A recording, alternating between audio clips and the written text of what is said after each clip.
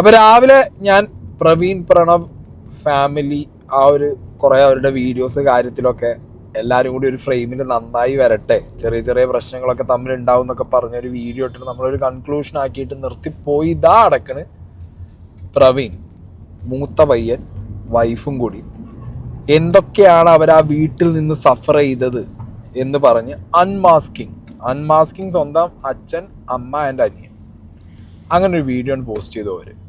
ഞാൻ ആ രാവിലെ പോസ്റ്റ് ചെയ്ത വീഡിയോ തന്നെ പറയുന്നുണ്ടായിരുന്നു, ഇത് മറ്റേ ഫുട്ബോൾ മാച്ച് മാതിരി അങ്ങോട്ടൊരു ഗോള് ഇങ്ങോട്ടൊരു ഗോള് 1-1 2-2 എന്ന് പറഞ്ഞുള്ള സ്കോർ ബോർഡ് മാതിരി വീഡിയോ ഇട്ട് തുടങ്ങി കഴിഞ്ഞാൽ ഈ പ്രശ്നങ്ങൾ ഇവിടെ ഒന്നും നിൽക്കാൻ പോകുന്നില്ല. അങ്ങോട്ടൊരു ഹെയ്റ്റ്, ഒരു വീഡിയോ ഏട്ടനിടുമ്പോൾ അനിയനും അച്ഛനും അമ്മയ്ക്കും ഹെയ്റ്റ് പോകും, അനിയനും അച്ഛനും അമ്മയും കൂടി ഒരു വീഡിയോ ഇടുമ്പോൾ തിരിച്ച് ഏട്ടനും വൈഫിനും ഹെയ്റ്റ് വരും. ഇതാണ് ഇവിടെ സംഭവിച്ചുകൊണ്ടിരിക്കുന്നത്. ആൻഡ് ഇപ്പം ഈ അൺമാസ്കിംഗ് എന്നുള്ളൊരു വീഡിയോ വന്നതിൽ ഒരുപാട് കാര്യങ്ങൾ ഡിസ്കസ് ചെയ്യാനുണ്ട്. ഞാൻ എൻ്റെ വീഡിയോയിൽ കണ്ടിന്യൂസ് ആയിട്ട്, എനിക്ക് തോന്നുന്നു ഞാൻ തന്നെ അത് പറഞ്ഞതും ചെയ്തു അല്ലേ, ഏറ്റവും കൂടുതൽ റീൽ ഇസ് നോട്ട് റിയാലിറ്റി എന്നുള്ള കാര്യം ഞാനായിരിക്കും ഏറ്റവും കൂടുതൽ പറഞ്ഞിട്ടുള്ള ഒരു മനുഷ്യൻ. നിങ്ങൾ റീലിൽ കാണുന്നതല്ല റിയാലിറ്റി. ഇവിടെ ഫാമിലി വ്ളോഗ് ഒരുപാട് പേര് ചെയ്യുന്നുണ്ട്. അതിൽ ജെന്യുവിനായിട്ട്, അതായത് ഒരു കോണ്ടന്റ് എന്നുള്ള രീതിക്കല്ലാതെ ഡേ ടു ഡേ ലൈഫിലുള്ള കാര്യങ്ങൾ അപ്പം ചെയ്തിട്ട് പോകുന്നവരുടെ എണ്ണം വളരെ കുറവായിരിക്കും. അല്ലാത്ത പക്ഷം ഇവിടുത്തെ വ്യൂവർഷിപ്പിനോടാണ് പറയാനുള്ളത്, നിങ്ങൾ ഒരു ഫാമിലി വ്ളോഗ് അല്ലെങ്കിൽ ഫാമിലി വ്ളോഗേഴ്സിൻ്റെ എന്താ പറയുക, മൊത്തം തേനിൽ പൊതിഞ്ഞ തിളക്കത്തിൽ പൊതിഞ്ഞ അവരുടെ ഫാമിലി വ്ളോഗ്, സന്തോഷം, സമാധാനം, സാധനങ്ങൾ വാങ്ങുന്നതൊക്കെ കണ്ടിട്ട് അത് നിങ്ങളുടെ ലൈഫിലേക്ക് അഡാപ്റ്റ് ചെയ്യണം എന്ന് പറഞ്ഞുള്ള വാശിയും പിടിച്ച് അയ്യോ നമ്മുടെ ജീവിതത്തിൽ ഇങ്ങനെയൊന്നും അല്ലല്ലോ എന്ന് പറഞ്ഞിരിക്കരുത്. Because reel is not reality. കേരളത്തിൽ തന്നെ ഏറ്റവും കൂടുതൽ വ്യൂവർഷിപ്പ് ഉള്ള ഒരു ഫാമിലി വ്ളോഗാണ് പ്രവീൺ പ്രണവ് എന്ന് പറഞ്ഞുള്ള ഈ ഒരു ചാനൽ. എന്നിട്ടിപ്പോൾ നോക്ക്, അവർ ഇത്രകാലം ചെയ്ത എല്ലാ ആക്ടിവിറ്റീസും അവരുടെ വ്യൂവർഷിപ്പിനെ ഒരുമാതിരി പറ്റിക്കുന്ന രീതിയിൽ അവരുടെ വീട്ടിലെ അതിഭീകരമായിട്ടുള്ള ഇഷ്യൂസും മൊത്തം അവരെന്ത് ചെയ്തില്ല, ഒന്നും കാണിക്കാതെ കോണ്ടന്റ് ആ ഒരു ഹാപ്പി ഫേസസ് മാത്രമായിട്ട് പോകുന്നൊരവസ്ഥയിലാണ് എന്നുള്ളതാണ് ഇപ്പോൾ അവർ പറഞ്ഞു വെക്കുന്നത്. ആൻഡ് ഈ ഏട്ടൻ്റെ വൈഫും അവിടെ അനുഭവിച്ച കാര്യങ്ങളൊക്കെ അവരിവിടെ കൃത്യമായി പറയുന്നുണ്ട്. അക്ക വിട്ട് നിരത്തി വീഡിയോസ് അടക്കം പ്രൂഫ് അടക്കം വെക്കുന്നുണ്ട്. നമുക്ക് നോക്കാം. ഓക്കെ, മെയിൻ റീസൺ എന്ന് പറയുന്നത് ഇപ്പോൾ കൊച്ചുവിൻ്റെ സൈഡിൽ നിന്ന ഒരു റിയാക്ഷനാണ്. ഇല്ലെന്നുണ്ടെങ്കിൽ ഞാൻ ഈ മാറ്ററോട് വിട്ടേ, എനിക്കിത് കൊണ്ട് തുറന്നുകൊണ്ട് പോയാൽ താല്പര്യമില്ല. ഞാൻ എന്താ പറയുക, ആ വീഡിയോയിൽ ഞാൻ അവരെ ആരും കുറ്റപ്പെടുത്തിയിട്ടില്ല. എനിക്ക് അഡ്രസ്സിൽ നിന്നുള്ള കാര്യം പറയുന്നു, അത് സത്യമാണ്. അതിലിപ്പോഴും ഞാൻ ഉറച്ചു നിൽക്കുന്നു. ബർത്ത് സർട്ടിഫിക്കറ്റിൽ ഏത് അഡ്രസ്സ് വെക്കും എന്ന് എന്നോട് ചോദിച്ച് കരഞ്ഞ ടൈമിൽ ഞാൻ പറഞ്ഞു, ഏട്ടൻ്റെ അഡ്രസ്സ് വേ, അല്ലാതെ നമുക്ക് വേറെ ഓപ്ഷൻ ഇല്ല. ആ ഒരു അവസ്ഥ നിങ്ങളോട് പറഞ്ഞതാണ്, അല്ലാതെ കുഞ്ഞിന്റെ അഡ്രസ്സ് അത് തന്നെയാണ് വെച്ചത്. കാരണം ഞാൻ പറയിച്ചു, കാരണം നമുക്ക് ഒരു അഡ്രസ്സ് ഇല്ല, അതിനെ വെപ്പിച്ചതാണ്. ഇങ്ങനൊരു വീഡിയോ എന്നെ നേരെ വിടുമെന്ന് ഞാൻ സ്വപ്നത്തിൽ പോലും വിചാരിച്ചില്ല. കാരണം ഞാൻ വീഡിയോ ചെയ്തതിന് ശേഷവും എന്നെ കൊച്ചു 2 ദിവസം കഴിഞ്ഞതിന് ശേഷം എന്നെ കോൾ ചെയ്തിട്ടുണ്ടായിരുന്നു. കൊച്ചു കരഞ്ഞുകൊണ്ടാണ് എന്നെ കോൾ ചെയ്തത്.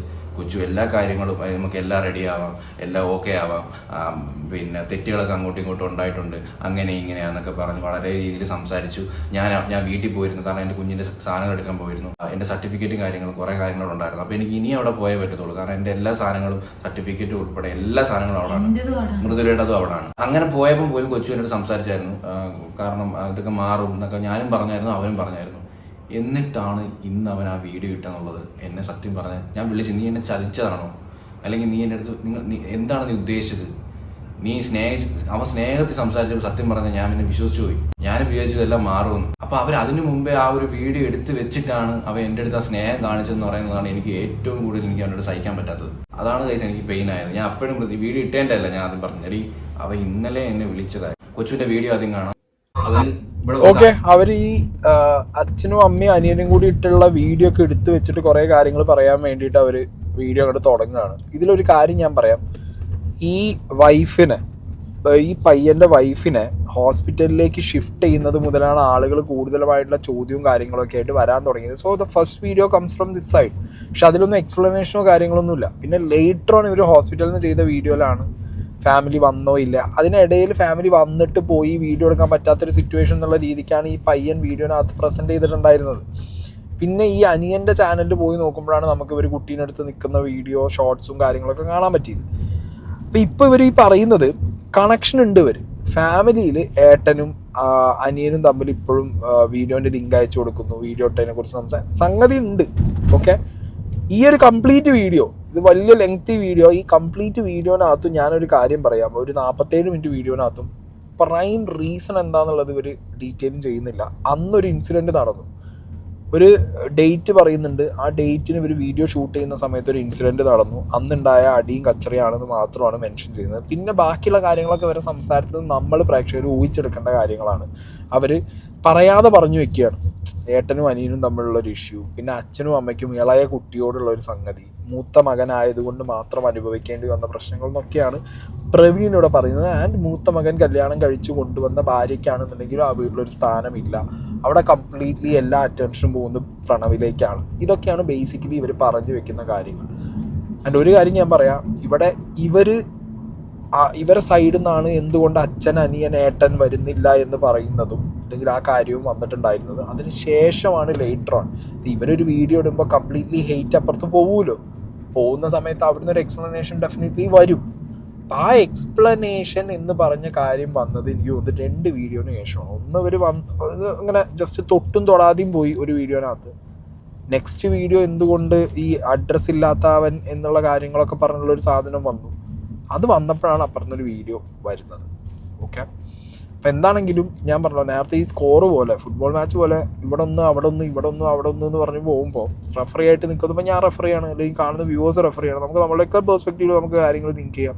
പക്ഷെ ഇതിൽ ഇന്നർ കോർ ഡീപ്പിനകത്ത് നിങ്ങൾ ആദ്യം മനസ്സിലാക്കേണ്ടത് ഫാമിലി വ്ളോഗ്, ഫാമിലി ബ്രോക്കൺ ആണെങ്കിലും ചില കോണ്ടന്റിന് വേണ്ടിയിട്ട് ഇവർ ഡെഫിനറ്റ്ലി എന്ത് ചെയ്യുന്നുണ്ട്, നമ്മളെ മുന്നിൽ വരുന്നുണ്ട്, പോകുന്നുണ്ട്. എക്സ്ട്രീം എത്തുന്ന സമയത്താണ് വീണ്ടും ഇതും അവരുടെ ഫൈറ്റും കോണ്ടൻ്റായിട്ട് നമ്മളെ മുന്നിലേക്ക് വരുന്നത്. സോ ഞാൻ പ്രേക്ഷകരോട് പറയാനുള്ള ഒരു കാര്യം എന്ന് പറഞ്ഞാൽ ഇതൊന്നും നിങ്ങളുടെ ലൈഫിൽ ഇൻഫ്ലുവൻസ്ഡ് ആവരുത്. നമ്മുടെ ലൈഫിലേക്ക് ഇതൊന്നും കൊണ്ടുവരരുത്. ജസ്റ്റ് കാണുക, പെർസ്പെക്റ്റീവ് പ്രസൻറ്റ് ചെയ്യുക, അല്ലെങ്കിൽ എന്നെപ്പോലെ ഇങ്ങനെ വീഡിയോ ചെയ്യുന്നവരാണെങ്കിൽ ചെയ്തിട്ട് പോവുക. Don't ever take it to your life. നിങ്ങളുടെ പേഴ്സണൽ ലൈഫിലേക്ക് ഇങ്ങനത്തെ സാധനങ്ങൾ എടുക്കാതിരിക്കുക. ഇതിന്ന് പഠിക്കാനുണ്ടെങ്കിൽ എന്തെങ്കിലും പഠിക്കുക.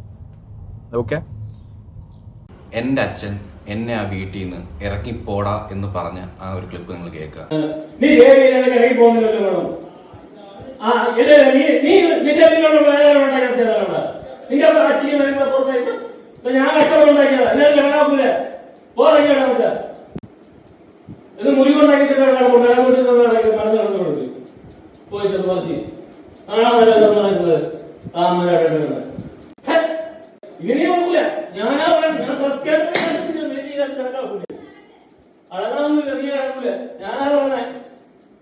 അന്നെടുത്ത് കാല് കുത്തി അന്ന് പഠിച്ചവള് എന്റെ കുടുംബം ഇല്ലാതായി.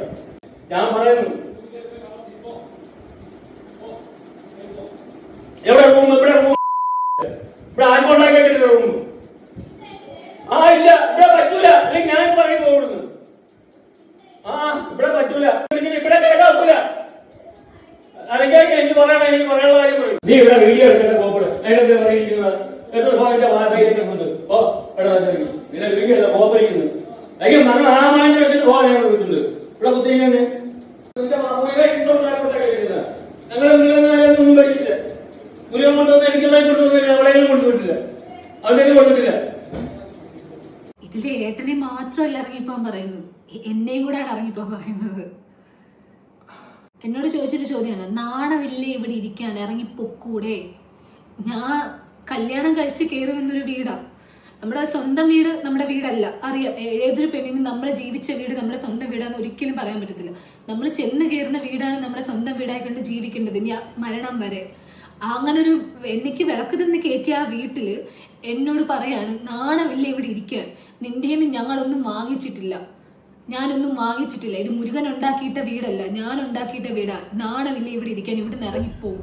ഓക്കെ, അപ്പൊ ഇവിടെ ഇവരെ വീട്ടിൽ നിന്ന് ഇറക്കി വിടാനുണ്ടായ സിറ്റുവേഷൻ, ആ വോയിസ് ക്ലിപ്പ് സാധനങ്ങളൊക്കെ ഇവർ റെക്കോർഡ് ചെയ്ത് വെക്കുന്നുണ്ടെങ്കിൽ ഞാൻ നിങ്ങളോട് പറയുന്നു, ഇതിന് മുമ്പും ആ വീട്ടിലെ പ്രശ്നങ്ങൾ ഡെഫിനറ്റ്ലി ഉണ്ടായിട്ടുണ്ടാവണം. അല്ലാതെ ഇപ്പോൾ ഒരു മകൻ അച്ഛനും ബാക്കി അനിയനും വൈഫും എല്ലാവരും കൂടി സംസാരിക്കുന്ന ഒരു സാധനം റെക്കോർഡ് ചെയ്ത് ആ ഫോണിൽ ആ സാധനം റെക്കോർഡ് ചെയ്ത രീതി തന്നെ നമുക്കറിയാം. ഫോൺ ക്യാമറ ഓണാക്കി തിരിച്ചു വെച്ചതാണ്. അപ്പോൾ ഡെഫിനറ്റ്ലി അവരുടെ പ്രശ്നങ്ങൾ ഇന്നോ ഇന്നലെ അല്ലെങ്കിൽ ആ ദിവസമോ തുടങ്ങിയ സംഗതികളല്ല, അത് എക്സ്ട്രീമിൽ ചെന്ന ദിവസമാണ് ഇവർ ഈ വീഡിയോ എടുത്തിട്ടുള്ളത്. ഓക്കെ, വീട്ടിൽ നിന്ന് ഇറക്കി വിടാൻ ചെന്ന ഒരു എക്സ്ട്രീം സിറ്റുവേഷനിലേക്ക് മാറിയത്. അത് എങ്ങനെയാണ് എന്താണെന്നുള്ളതിന് ഇവർക്ക് ഡെഫിനേഷൻ ഇവർ പറയുന്നില്ല. പക്ഷെ അങ്ങനെ ഒരു സിറ്റുവേഷനിലേക്ക് എത്തി. അപ്പോൾ അത് കുറച്ച് മുമ്പേ, അതായത് കല്യാണമൊക്കെ കഴിയുന്ന സ്റ്റേജ് മുതലേ ഉണ്ടാവും, അല്ലെങ്കിൽ അതിന് മുമ്പ്. ഇപ്പോൾ ഈ പയ്യൻ പറഞ്ഞ പോലെ മൂത്ത മകൻ ഞാനാണ്, പക്ഷെ എൻ്റെ വീട്ടിൽ അറ്റൻഷൻ ഫുള്ള് കിട്ടുന്ന ഇളയ മകനാണ്. സോ അന്ന് മുതലേയുള്ള പ്രശ്നങ്ങളിൽ നിന്നായിരിക്കണം വലിയൊരു പൊട്ടിത്തെറിയിലേക്ക് എത്തിയപ്പോൾ ഇവരിത് എന്ത് ചെയ്തു, എടുത്തു വെച്ചു. ആൻഡ് ഞാൻ അന്നൊരു കമൻറ്റ്, ഞാൻ ഇവരെ കുറിച്ച് ഒരു സെക്കൻഡ് വീഡിയോ ചെയ്ത സമയത്ത് ഒരു കമൻറ്റ് ഞാൻ സ്ക്രീൻഷോട്ട് കാണിച്ചിട്ടുണ്ടായിരുന്നു. ആ കമൻറ്റിനകത്ത് അന്ന് പറഞ്ഞിരുന്നത് ഇവരെ വീട്ടിലൊരു മാസീവ് ഫൈറ്റ് നടന്നു, ആ ഫൈറ്റിനെ തുറന്നിട്ടാണ് ഇവർ വീട്ടിൽ നിന്ന് ഇറങ്ങി പോകേണ്ടത് എന്നൊക്കെയുള്ള കാര്യങ്ങൾ അന്ന് ഒരാൾ കമൻറ്റ് ഇട്ടിരുന്നു. ഞാൻ അന്ന് അവനെ പിടിച്ചിട്ട് കമൻറ്റ് വഴി എനിക്ക് ഉളുപ്പുണ്ടാവുമെന്ന് ചോദിച്ചത്. പക്ഷെ ഇന്ന് ഞാൻ ഖേദിക്കുന്നു, ഇന്ന് ഞാൻ അവനോട് സോറി പറയുകയാണ്. അവൻ പറഞ്ഞത് ശരിയായിരുന്നു. കാരണം ഇത്രയും വലിയൊരു ഫൈറ്റ് എന്ന് പറഞ്ഞാൽ ഗർഭിണിയായിരുന്ന ഈ പെൺകുട്ടി വരെ നിലത്ത് വീണ് ചവിട്ട് കിട്ടി, ഈ പയ്യൻ്റെ കയ്യിന് ചുവന്ന കുത്ത് എന്തോ വെച്ച് കുത്തിയത് ഇതുവരെ കിട്ടുന്ന രീതിയിൽ അതിക്രൂരമായ ഫൈറ്റ് ആ വീട്ടിൽ നടന്നിട്ടുണ്ട്. അതിനെക്കുറിച്ച് ഇവർ പറയുന്നുണ്ട്. ഞാൻ പിന്നെ എന്തിനു വിളിക്കണം അവളാ? അവളാണ് ഈ വീട്ടിൽ ഇത്രയും പ്രശ്നം ഉണ്ടാക്കിയത്. നിന്റെ പെണ്ണുമ്പള നല്ല പുള്ളിയൊന്നും അല്ല. അവളെ അടിച്ചെന്നാ അവൻ ചീത്ത വിളിച്ചാണുമായിരിക്കും. അവളെ അടിച്ചെന്ന് ആരടിച്ച്? വേറെ വല്ലവരും ആയിരുന്നെങ്കിലും അവൾക്ക് അടിയും കൊടുത്ത് പറഞ്ഞു വിടണമായിരുന്നു. ആ മാതിരിയുള്ള തോന്നിയ ദിവസം അവളോട് കയറി. ഇനി മേല അവള് ഈ വീട്ടിന്റെ അകത്ത് കയറാൻ പറ്റില്ല. നീയും കയറണ്ട. നീ എവിടെയാന്ന് വെച്ചോ താമസിച്ചോ. ഇനി മേല നിനക്ക് ചടയമംഗലത്ത് ഇവിടെ നിന്റെ അമ്മയോ നിനക്ക് അച്ഛനോ നിനക്ക് അനിയനോ ഇല്ല. നിനക്ക് കൂടപ്പറപ്പുമില്ല, ആരുമില്ല. അവർ പറയുന്ന ഒരു വീഡിയോയിൽ പറയുന്ന ഒരു കാര്യമാണ്, ബർത്ത്ഡേയിൽ നമ്മൾ അവരെ വ്ലോഗിൽ വീഡിയോ എടുത്തില്ലെന്ന്, ബർത്ത്ഡേക്ക് വന്ന് പുറത്ത് നിൽക്കുന്നു എന്നുള്ളത്. ആൾറെഡി നമ്മൾ കേക്ക് കട്ട് ചെയ്തതിന് ശേഷമാണ് അവർ വന്നത്. അത് ഒന്നാമത്തെ കാര്യം. പിന്നീട് എന്തുകൊണ്ട് വീഡിയോ എടുത്തില്ല എന്നുള്ള കാര്യം ഞാൻ ഇപ്പം പറഞ്ഞുതരാം. അതിൻ്റെ ഒരു വോയിസ് ഞാൻ കേൾപ്പിച്ചുതരാം. ഇനി മേല ഞങ്ങൾക്കുള്ള വീഡിയോ നിന്റെ ചാനലിൽ ഇടരുത്. നീ എവിടെയാന്ന് വെച്ചോ നിന്നോ. നീ ഞങ്ങളെ ഇനി വിറ്റ് നീ പൈസ ഉണ്ടാക്കരുത്. ഇനി ഞങ്ങൾക്കുള്ള വീഡിയോ നീ ഇടരുത്, നിന്റെ ചാനലിൽ ഇടരുത്. ഇഷ്ടമുള്ള കാര്യമല്ല. ഓക്കെ, അപ്പം അവർ തന്നെയാണ് പറഞ്ഞത് അവരുടെ വീഡിയോ ഈ ഒരു ചാനലിൽ ഇടരുത് എന്നുള്ളത്. മനസ്സിലായില്ലേ? അപ്പം ഞാൻ എങ്ങനെയാണ് അവരുടെ വീഡിയോ എടുക്കുന്നത് എനിക്ക് മനസ്സിലാവുന്നത്. അതായത് രാവിലെ ഞാൻ റിയാക്ട് ചെയ്തൊരു വീഡിയോ, അതായത് ഇന്നലെ അനിയൻ ഇട്ടൊരു വീഡിയോനകത്ത് അമ്മ കുറേ കാര്യങ്ങൾ പറയുന്നുണ്ട്. നേരെ ഓപ്പോസിറ്റ് അതേ അമ്മയുടെ വോയിസ് തന്നെ മകൻ എടുത്തു വയ്ക്കുന്നു.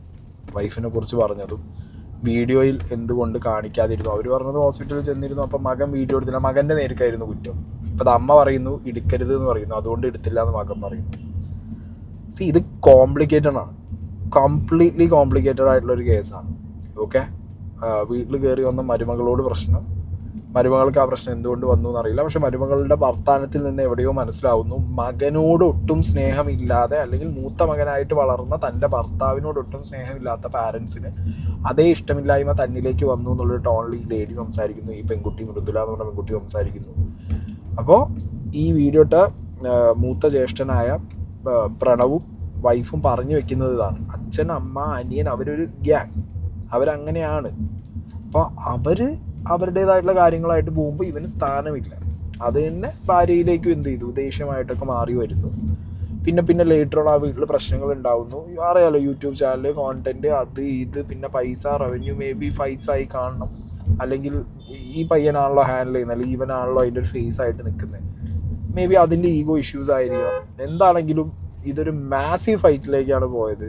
അത് നിങ്ങൾ കണ്ടോ? ഒരു അച്ഛനും അമ്മയും നിങ്ങൾ കണ്ടുകൊണ്ടിരിക്കുന്നതിൽ മാതാപിതാക്കൾ ഉണ്ടെങ്കിൽ ഞാൻ പറയുക കേട്ടോ, മക്കളെ സ്നേഹിക്കുന്നെങ്കിൽ നിങ്ങൾക്ക് എത്ര മക്കളും ആയിക്കോട്ടെ, 2 3 ആയിക്കോട്ടെ, സ്നേഹിക്കുന്നുണ്ടെങ്കിൽ ഒരേ രീതിയിൽ സ്നേഹിക്കാനായിട്ട് ശ്രമിക്കുക എന്നല്ല, സ്നേഹിക്കുക. 2 മക്കളെ ഒരേ രീതിയിൽ സ്നേഹിക്കുക. ഒരു ഇളയവൻ അല്ലെങ്കിൽ ഇളയ കുട്ടി എന്ന രീതിയിൽ അവനെ ഒരുപാട് ലാളിച്ചും, മൂത്തവൻ അവൻ എന്തും സ്ട്രഗിൾ ചെയ്തോട്ടെ, അവനെന്നും ഒറ്റയ്ക്ക് എന്താണെന്ന് വെച്ചാൽ ചെയ്തോട്ടെ എന്നുള്ള രീതിയിൽ ഒരിക്കലും ചെയ്യാതിരിക്കുക. അത് ഫേസ് ചെയ്തവർ ഒരുപാട് പേര് കാണും. അതിലൊരു ഇരയാണ് ഞാൻ. അത് ഇന്നും ഇന്നലെ തുടങ്ങുന്നതല്ല, കല്യാണം കഴിക്കുന്നതിന് മുമ്പും ആയിക്കോട്ടെ. കല്യാണം കഴിച്ചതിന് ശേഷം അതിൻ്റെ എക്സ്ട്രീമായി. പക്ഷേ അതെന്താ അങ്ങനെ ചെയ്യുന്നത് എനിക്കറിയത്തില്ല. അത് ഭയങ്കര ഒരു പെയിൻഫുൾ ആയിട്ടുള്ള ഒരു കാര്യമാണ്. 2 മക്കളെ ഒരേ രീതിയിൽ. പ്രൊമോഷൻ വീഡിയോ എടുത്തതിൻ്റെ അന്നാണ്. ആ ഡേറ്റ് എന്ന് പറഞ്ഞാൽ മുതലേ ഒക്ടോബർ 27 എൻ്റെ വീട്ടിൽ പ്രശ്നം ഉണ്ടാകുന്നത്. ഡൊമസ്റ്റിക് വയലൻസ്, അതാണ് എൻ്റെ വീട്ടിൽ നിന്ന് സംഭവിച്ചത്. വയലൻസ് ആണ് വളരെ രീതിയിൽ. ഒരിക്കലും ഒരു ഗർഭിണിയെടുത്ത് ഒരിക്കലും ആരും ചെയ്തുകൂടാത്തതാണ് എൻ്റെ വീട്ടിൽ അന്ന് നടന്നത്. മെയിൻ കണ്ണികളായിട്ടുള്ളത് എൻ്റെ അച്ഛൻ, എൻ്റെ അമ്മ, എൻ്റെ അനിയൻ. ഇതെല്ലാം അനുഭവിച്ചത് ഞാനും മൃദുലയും. നീ പറഞ്ഞു, ഈ ഒരു ഗർഭിണിയായിട്ട് നിന്നെ ഇവിടെ ഈ വീട്ടിൽ എന്തൊക്കെ ചെയ്ത് നീ പറഞ്ഞു.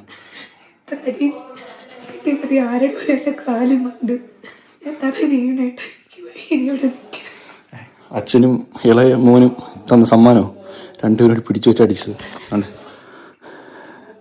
2 പേരോട് പിടിച്ചു വെച്ച് അടിച്ചതാ. മാലയും പൊട്ടി അതിന് ഇറങ്ങിപ്പോകാൻ പറഞ്ഞില്ലേ? ഉണ്ടാക്കിയിട്ടതല്ല, നാടും മാനം ഉണ്ടെങ്കിൽ ഇറങ്ങിപ്പോ.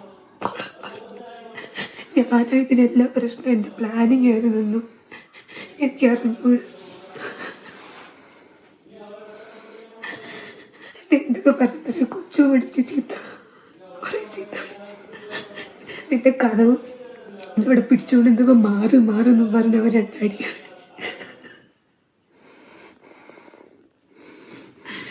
എനിക്ക് ആരൊക്കെ അടിച്ചത്? ലീഗലി പോവാം. നിന്നെ ഈ ഗർഭിണിയായിരുന്നപ്പോൾ ആരൊക്കെ അടിച്ചത്? പറ. ഇല്ല, എൻ്റെ വയറെന്ന് പറഞ്ഞാൽ പിടിച്ചിട്ട് പോലെ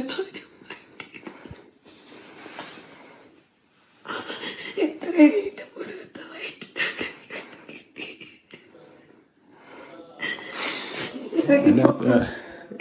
ഒരു മക്കൾ നിങ്ങൾക്ക് ഉണ്ടെന്നുണ്ടെങ്കിൽ അച്ഛനും അമ്മയും ഞാൻ പറയുക, ഇത് കേൾക്കാൻ വേണ്ടി പറയുക, സങ്കടമുള്ളതുകൊണ്ട് പറയുക, 2 മക്കളെ ഒരേ രീതിയിൽ സ്നേഹിക്കണം. ഇല്ലാന്നുണ്ടെങ്കിൽ വളർത്താൻ നിൽക്കരുത്, ആദ്യമേ ഒഴിവാക്കിയേക്കണം. സീരിയസ് ആയിട്ട് അത്രയ്ക്ക് വിഷമമുണ്ട് പറയുന്നത്. ഇനി വീട്ടിൽ അനുഭവിക്കുന്ന കഷ്ടപ്പാടുകൾ. വീഡിയോ എടുത്തോണ്ട് പ്രൊമോഷൻ വീഡിയോ എടുത്തോണ്ടിരുന്നപ്പോൾ അപ്പോൾ ഇതിലേക്കൂടെ പോയി ഏറ്റവും ഒന്ന് പറഞ്ഞതേ ഉള്ളൂ. അപ്പോഴത്തേക്ക് 2 എണ്ണവും കൂടെ ഇറങ്ങി വന്ന് അടിയായി. ഞാൻ ഒറ്റയ്ക്ക് പിടിച്ച് മാറ്റാൻ അമ്മയും ശേഷം കുറേ ഇടിയിട്ട് ഇവിടെയൊക്കെ ഞാൻ തറ വീണ് എന്നെ കുറേ പറഞ്ഞിട്ട് ഇവരുടെയൊക്കെ മനസ്സിൽ ഇത്രയും ദേഷ്യമുണ്ട്. എന്താ പറയാനുള്ളേ?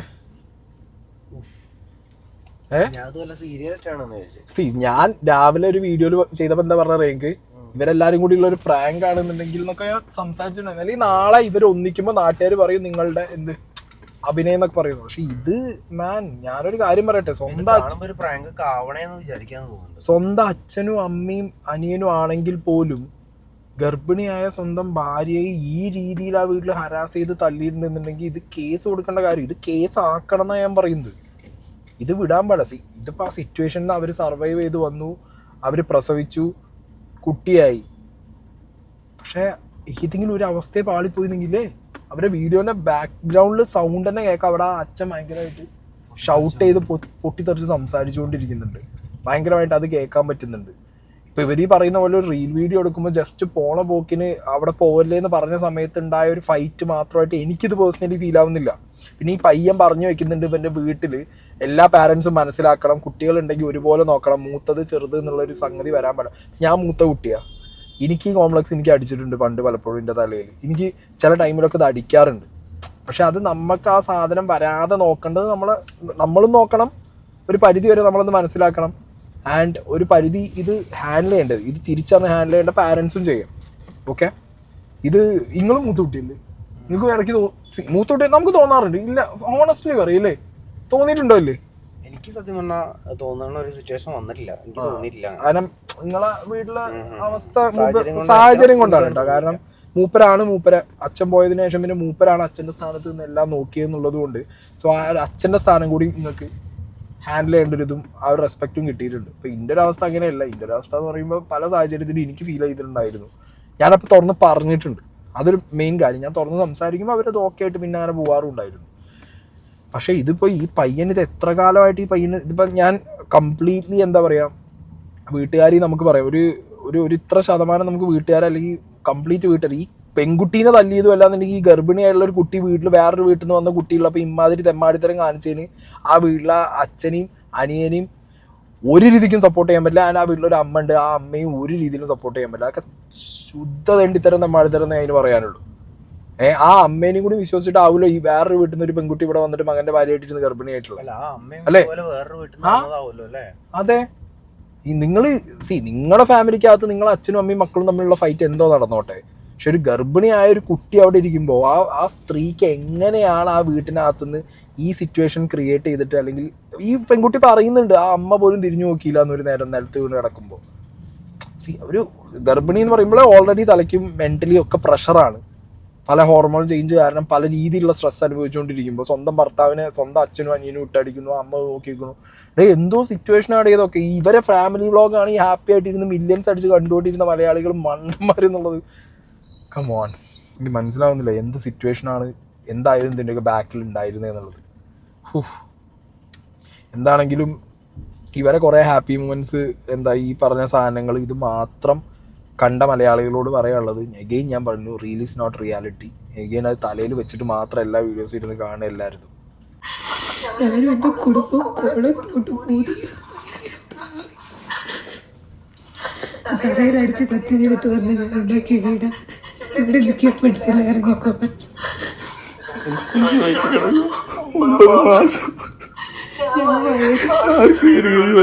എനിക്ക് തോന്നിട്ട് ഞാൻ അല്ലാതെ പോയിട്ട് ഇവിടെ കിട്ടുകൊണ്ടിരിക്കും നിൽക്കുന്നത് എല്ലാത്തിനും കാരണം ഞാനാണ്. അമ്മയും പറയും 10 മാസം കൊണ്ട് ഒരു കുഴപ്പമില്ല. ഞാൻ വയസ്സൊക്കെ പിന്നെ ഞാൻ എന്ത് ചെയ്യുന്നു? ഈ കുടുംബത്തിന് വേണ്ടി നിങ്ങളുടെ കൂടെ നിൽക്കുന്നില്ല. ഞാൻ എന്ത് ചെയ്ത ദോഷത്തിന് ഞാൻ വരുന്നുണ്ടോ? അവൻ ചെയ്യുന്നതിനെല്ലാം ഫലം കിട്ടുന്ന എനിക്ക്. അവരെ മോനെ കയറിയെന്നല്ലാണ്ട് ഇളയ മോനെ കയറി ഒരു ഗ്ലാസ് പാല് പോലും ഇട്ട് കൊടുത്തിട്ടില്ല. ചങ്കി തട്ടി പോലെ ഇവിടെ എല്ലാ കാര്യവും നോക്കുന്നത് ഞാനാ ഈ വീട്ടിൽ. എനിക്ക് ഇവിടെ നിൽക്കുന്നത് എന്നോട് പറഞ്ഞു നാണോ മായോട്ട് കയറിപ്പോ തറ വയറോടെ ഇരിക്കുന്നുണ്ട്. ഇനി ഒരു 5 ദിവസം പോലും ഇല്ല.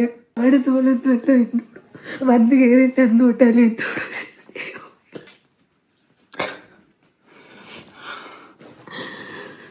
വിചാരിച്ച് ഞാൻ നിൽക്കുമ്പോഴെങ്കിലും ഒന്ന് അടി നിർത്തുമായിരിക്കും.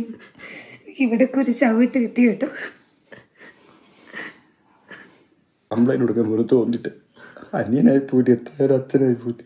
ഞാൻ വന്നപ്പോൾ ഏട്ടനെ ഒറ്റപ്പെടുത്തി. ഏട്ടൻ്റെ കാര്യങ്ങൾ നോക്കാൻ ഞാൻ ഉണ്ടല്ലോ എന്ന് പറഞ്ഞ് ഏട്ടനെ എല്ലാവരോട് ചേർന്ന് ഒറ്റപ്പെടുത്തി. എന്ത് പറഞ്ഞാലും കാരണം ഞാനുള്ളത് കൊണ്ടാണ് ഞാൻ. എന്നാൽ പിന്നെ എന്തിനാ ഇവർ പെണ്ണ് കെട്ടിച്ച് എനിക്ക് അറിഞ്ഞുകൂടാ. എന്ത് പറഞ്ഞാലും പറയാം അവ ഒറ്റയ്ക്കില്ലേ, നീ ഒറ്റയ്ക്കല്ലല്ലോ. അതുകൊണ്ട് ഇപ്പം എന്താ ഞാൻ എല്ലാവരും എല്ലാത്തിൻ്റെ കൂടെ ഏട്ടൻ്റെ കൂടെ ഉള്ളത് അവർക്ക് കുഴപ്പം. ഏട്ടൻ എന്നെ വഴക്ക് പറയാത്തതോ ചീത്ത വിളിക്കുന്നതോ അടിക്കാത്തതോ അവരുടെ പ്രശ്നം. ഏട്ടൻ എന്നെ സ്നേഹിക്കുന്നത് അവരുടെ പ്രശ്നം. ഭാര്യയെ സ്നേഹിക്കുന്നെങ്കിൽ അവൻ പെണ്ണിൻ്റെ അടിമ. അവർക്ക് എന്തെങ്കിലും കുക്ക് ചെയ്ത് കൊടുക്കുന്നെങ്കിൽ അവൻ പെണ്ണിൻ്റെ അടിമ. അച്ഛൻ്റെ കാഴ്ചപ്പാടിൽ ആണെന്നുള്ളത് എപ്പോഴും മീശയെ പിരിച്ച് അടിമയാക്കി അച്ഛൻ വഴക്കും പറഞ്ഞ് അങ്ങോട്ടും ഇങ്ങോട്ടും ടോർച്ചർ ചെയ്തുകൊണ്ട് നടക്കുന്നതാണ് അച്ഛൻ്റെ കണ്ണിൻ്റെ ഭർത്താവ്. അവൻ എൻ്റെ ജനറേഷനല്ല, എൻ്റെ അനിയൻ്റെയും കാഴ്ചപ്പാടാണ്. പെണ്ണ് പറയുന്നത് കേൾക്കരുത്. ഞാൻ അവർക്ക് ഫുഡുണ്ടാക്കി കൊടുക്കുന്നേ, ഞാൻ അവിടെ എന്താ ചെയ്ത് കൊടുക്കുകയും അവിടെ സ്നേഹിക്കുകയും ചെയ്ത് കഴിഞ്ഞാൽ അടിമ. എൻ്റെ പൊന്നു മക്കളെ, ടോക്സിക് ഫാമിലി എന്ന് പറഞ്ഞു കഴിഞ്ഞാൽ അമ്മാതിരി ടോക്സിക് അച്ഛൻ അനിയൻ. അതാണ് ഇപ്പോൾ ഈ പയ്യൻ പറഞ്ഞതിൽ വെച്ചിട്ട് നമുക്ക് മനസ്സിലാവുന്നത്. അതായത് കല്യാണം കഴിച്ച് മകൻ കൊണ്ടുവന്ന ഭാര്യയെ മകൻ നന്നായിട്ട് നോക്കുന്നത് പറ്റാത്തൊരച്ഛനോ അനിയനോ അമ്മയോ ആണെന്നുണ്ടെങ്കിൽ പിന്നെ എന്ത് ചെയ്യൂടെ? ചെക്കൻ ഇപ്പം ഇറങ്ങിപ്പോയത് നന്നായിന്നേ പറയാനുള്ളൂ. കാരണം അങ്ങനൊരു എന്താ പറയുക, എല്ലാം ഭാര്യയെ അടിമയാക്കണം എന്ന് പറയുന്ന ഒരു അച്ഛനുള്ള ഫാമിലി. പിന്നെ ഈ പെൺകുട്ടി വീണ്ടും പറയുന്നുണ്ട് ഈ വീഡിയോനകത്ത്, ചില ഡ്രസ്സ് ഇട്ടൊക്കെ വരുന്ന സമയത്ത് അച്ഛന് പ്രശ്നമാണ്, അച്ഛൻ മിണ്ടില്ല. എന്ത് സ്കീമാണ് ഇതിനകത്ത്? എങ്ങനെ ഇവർ ഇത്രയും സന്തോഷമായിട്ട് ഇവർ റീലും പ്രൊമോഷനും അല്ലെങ്കിൽ ഇവർ വ്ളോഗും ചെയ്ത് ജീവിച്ചു എന്നുള്ളത് ഞാൻ ആലോചിച്ച് നോക്കുന്നത്. ഈ പയ്യൻ പറയുന്നുണ്ട് വീട്ടിൽ നിന്ന് ടൂർ പോണ സമയത്ത് അല്ലെങ്കിൽ ഹണിമൂൺ പോണ സമയത്ത് അച്ഛൻ, അതൊക്കെ ഫൈൻ, അതൊക്കെ വീട്ടുകാരുള്ള സ്നേഹം എന്തുകൊണ്ടോ ആയിരിക്കാം. പക്ഷേ എല്ലാം കല്യാണം കഴിച്ച് ഭാര്യ വീട്ടിൽ വന്നതിന് ശേഷം അച്ഛനും അനിയനും അല്ലെങ്കിൽ അച്ഛൻ്റെ എന്താ പറയുക ഇഷ്ടങ്ങൾക്ക് ലൈക്ക് ഡ്രസ്സ് ഇടണം അല്ലെങ്കിൽ അവരെ കുടുംബത്തിൽ തീരുമാനിക്കേണ്ടത് അങ്ങനെയാണ്. അതിൻ്റെ അകത്തൊന്നും ജീവിക്കാൻ പറ്റൂല. ഞാൻ പറയാം, അച്ഛനും അമ്മയൊക്കെ ആയിട്ട് സ്നേഹവും ഇഷ്ടമൊക്കെ നമുക്ക് വരാം. പക്ഷെ അച്ഛനും അമ്മയ്ക്കും ഒരു പ്രായം കഴിഞ്ഞാൽ നമ്മൾ അടിമയായിട്ട് പോകരുത്. ഞാൻ എനിക്ക് പരിചയമുള്ളവരോടൊക്കെ പറയാറുണ്ട്, അച്ഛനമ്മ ഇമോഷൻ നമുക്ക് വേണം, പക്ഷെ അച്ഛനും അമ്മയും കൂടി നമ്മളെ ഫാമിലി കയറി കളിക്കുന്ന കളിക്ക് നമ്മൾ നിന്നു കൊടുക്കാതിരിക്കുക എന്നുള്ളത് മാത്രമേ എനിക്കിത് കാണുന്ന എൻ്റെ സുഹൃത്തുക്കളോട് പറയാനുള്ളൂ. ഓക്കെ സ്നേഹ, എന്തെങ്കിലും പറയാനുണ്ടോ എനിക്ക്? No comments. No comments. No comments. Why Sneha? Nothing. എന്തേ ആകെ മൊത്തം സീനായോ എനിക്ക്? ഓക്കെ, അപ്പം എന്താണെങ്കിലും ഇനിയും കുറേ ഉണ്ട്, കുറച്ചും കൂടി ക്ലിപ്സ് ചെയ്യാൻ വെക്കാം. ഇത് കുറേ സംസാരിച്ച് പോയി ഞാൻ പറഞ്ഞല്ലോ, വളരെ ഡീപ്പായിട്ട് സംസാരിക്കാനുള്ള കുറേ കാര്യങ്ങൾ ഇവരുടെ ഫാമിലിയിൽ നടന്നിട്ടുണ്ട്. എൻ്റെ അച്ഛൻ്റെ ആചാരം അറിയാം. ഒരു കൈയെന്ന് പറയുന്നത് തടിപ്പണിക്ക് പോയിട്ട് ഡ്രൈവ് ചെയ്ത് ഭയങ്കര കയ്യ. ആ കൈയും അതിൻ്റെ കാരണം രണ്ടെണ്ണം എനിക്ക് എൻ്റെ കിളി പാറിപ്പോയി. ഞാൻ നിന്നിങ്ങനെ കറങ്ങുക. ടു ബി ഫ്രാങ്ക് ഞാൻ പറയാം, എൻ്റെ ശരീരം സ്റ്റേബിൾ ഇല്ലാത്ത രീതിയിലൊന്ന് പോകുമായിരുന്നു. അത് കണ്ട് അച്ഛൻ എന്നെ അടിക്കുന്ന കണ്ടോട്ട് അവനും അവിടെ നിന്ന് ഓടി വന്നു. അവനും സ്റ്റെയർ ഇറങ്ങി വന്നു. അവനും എന്നെ അടിക്കുന്നത് ആ ഷർട്ടും മുണ്ടും ഞെട്ടിരുന്നത്. സത്യം പറഞ്ഞാൽ പെണ്ണുങ്ങളുടെ മുണ്ട് പോലില്ലാതെ എന്നെ എൻ്റെ അച്ഛനും എൻ്റെ അമ്മയും പിടിച്ചു വെച്ച് അടിച്ചത്. എൻ്റെ ചുണ്ടെല്ലാവരും ചോദിച്ചറിയാം, എൻ്റെ ചുണ്ട് പൊട്ടിയിരിക്കുക. ഇൻഫെക്ഷനായി പഴുത്ത് എനിക്ക് പച്ച വെള്ളം കുടിക്കാൻ പറ്റാത്ത അവസ്ഥയിലായിരുന്നു. വെള്ളം പോലും കുടിക്കാൻ പറ്റാത്ത അവസ്ഥയിലായിരുന്നു. അച്ഛൻ എൻ്റെ ബാക്കിൽ ഇങ്ങനെ പിടിച്ചു ഇങ്ങനെ വെച്ചു അവൻ അടിക്കാൻ വേണ്ടി ഇഷ്ടം പോലെ അടിച്ചു. എനിക്ക് എണ്ണമില്ല, എന്നെ അടിച്ചതിന് എനിക്ക് എണ്ണമില്ല. എത്രത്തോളം വയലൻസ് ആണ് എൻ്റെ വീട്ടിൽ നടന്നതെന്ന്. എന്നിട്ട് ഇത്രയും ഞാൻ സഹിച്ച് ഇത് കഴിഞ്ഞതിന് ശേഷം മൃദുല വീണിട്ട് മൃദുലയ്ക്ക് അപ്പം തുടങ്ങിയ വയറ്റുവേദനയാണ്. അന്ന് തൊട്ട് തുടങ്ങിയ വയറ്റുവേദനയാണ്. ഇത് നടന്നതിൻ്റെ 4-ന്റെ അന്നാണ് മൃദുലയ്ക്ക് വാട്ടർ ബ്രേക്ക് ആവുന്നത്. കാരണം എനിക്ക് എന്നിട്ട് ഞാൻ അടി നിർത്തിക്കോട്ടെ എന്നുള്ള പറയുന്ന രീതിയിൽ ഞാൻ ഏട്ടനെ പിടിച്ച് തടഞ്ഞു നിർത്തുന്നുണ്ട്. അവർക്ക് അടിക്കാതിരിക്കുന്നില്ല. കുറെ അടി മുതുകത്തൊക്കെ അവിടെ ഇവിടെയും കുറെ കിട്ടി. കാരണം അറിയാലോ എന്റെ അടിക്കരുത്. പിന്നെ ഞാൻ ഉറക്കെ വിളിക്കുകയാണ്, അയ്യോ എന്റെ വയറ് എന്റെ. കാരണം അത് കേട്ടിട്ടെങ്കിലും ആരെങ്കിലും ഒന്ന് നിർത്തട്ടെ. രണ്ടുപേരും അടിക്കല്ലാതെ. എന്നിട്ട് ഞാൻ വീണ് കിടന്നിട്ട് എന്റെ തൊട്ടടുത്താണ് അമ്മ നിൽക്കുന്നത്. എന്നാ ഒരു കൈ കൊണ്ടൊന്ന് താങ്ങോ, ഒന്ന് പിടിക്കോ. ഈ വീണിട്ട് പോലും മനസാക്ഷി ഇല്ലാതെ, എന്നിട്ട് പോലും എൻ്റെ അമ്മ അവളെ വിളിച്ചോ എന്തെങ്കിലും നിനക്ക് പറ്റിയോന്ന് ഒരു വാക്ക് ചോദിച്ചിട്ടില്ല. അതെ, ഇതിൽ കുറേ വീഡിയോസ് വെക്കാനാണെങ്കിൽ ഞാൻ കട്ട് ചെയ്തെടുത്ത് വെച്ചിട്ടുണ്ട്. എനിക്ക് എല്ലാം കൂടി ഇനി വെച്ച് കഴിഞ്ഞാൽ പറയാൻ ഒരുപാട് കാണും. ഈ പറഞ്ഞതിൽ നിന്ന് തന്നെ, ഇവർ സംസാരിച്ചതിൽ നിന്ന് തന്നെ നമുക്ക് കാര്യങ്ങൾ പറഞ്ഞ് തീർക്കാം.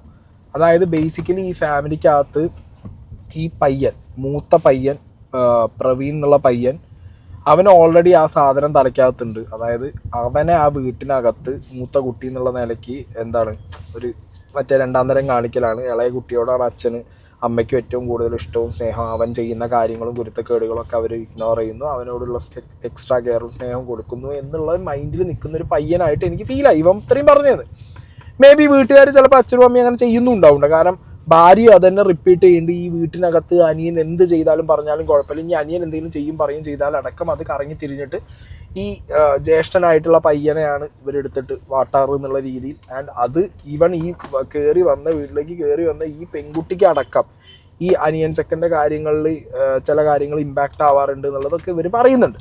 ഓക്കെ, അപ്പോൾ അത് ഈ പയ്യൻ്റെ, അതായത് ഈ ഏട്ടൻ എന്ന് പറഞ്ഞ പയ്യൻ്റെ ആ ഒരു സംഗതിയാണ്, പ്രശ്നമാണ്. അല്ലെങ്കിൽ പ്രശ്നമല്ല, അവൻ നേരിടുന്ന പ്രശ്നം, അല്ലെങ്കിൽ അവൻ്റെ മൈൻഡിൽ അവൻ ആ ഫാമിലിയിൽ തോന്നുന്ന പ്രശ്നമാണ് ഞാൻ ഒന്നാമത്തെ കാര്യം പറയുന്നത്.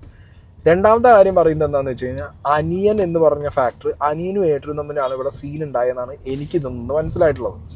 ആ സീന് വരാൻ കാരണം ഈ യൂട്യൂബ് ചാനലും ഇതിൻ്റെ റവന്യൂ, ഇതിൻ്റെ കാര്യങ്ങളും, ഇതിൻ്റെ മോണിറ്റൈസും, ഇതിൻ്റെ ഫെയിമും, ഇതിൻ്റെ സംഗതികളൊക്കെ തന്നെ ആവും എന്നുള്ളതാണ് എൻ്റെ ഒരു ധാരണ. ഓക്കെ, അങ്ങനെ തന്നെ അവനെ വഴിയുള്ളൂ, അതങ്ങനെ വരൂ, അങ്ങനെയാണ്. ചില സമയത്ത് പണം വില്ലനാവും എന്നുള്ളൊരു സ്കീമുണ്ട്. അപ്പോൾ ഈ അച്ഛൻ എന്ന് പറഞ്ഞ ഒരാൾ ഇവിടെ ഡോമിനേറ്റിംഗ് ആണ്.